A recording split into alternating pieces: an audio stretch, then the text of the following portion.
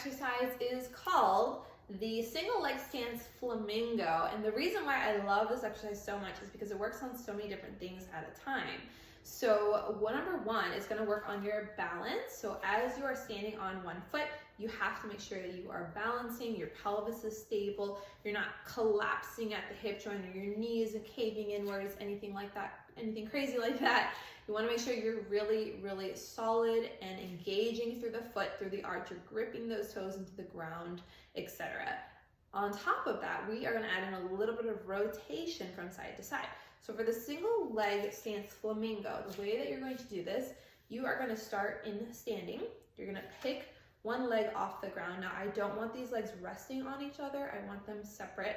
And I want this top leg about 90 degrees. So if I turn to the side here, it's about a 90-degree angle here, not excessively, so that might get really tiring on the hip flexor right there, but just lift it up there. And then what I want you to do, you are going to rotate your whole body away while keeping that foot planted.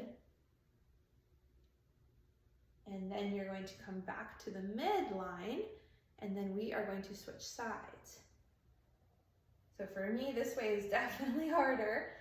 And this is working the hip joint in a couple of different ways. So we're working on balance, we're working on stability, we're also working on coordination and strengthening of these muscles. So as I turn away, I'm opening up my hip away from this stance leg. This is called hip external rotation, this side.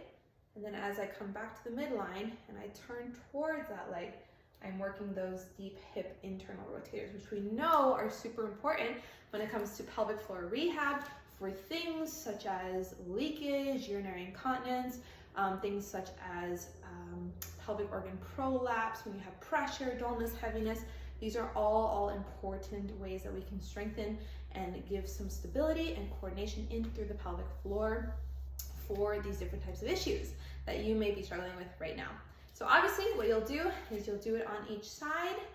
So I'm going to actually start with the internal rotation first here, back, and then the other way. The trick is with this one to really stabilize through that foot and up the chain. If you have any problems with this one, if this is too challenging for you, if you find that you are constantly falling over, having to put that foot down, let me know. We'll work through it. We'll come up with a different exercise for you or a modification. But that is how you do the single leg stance flamingo.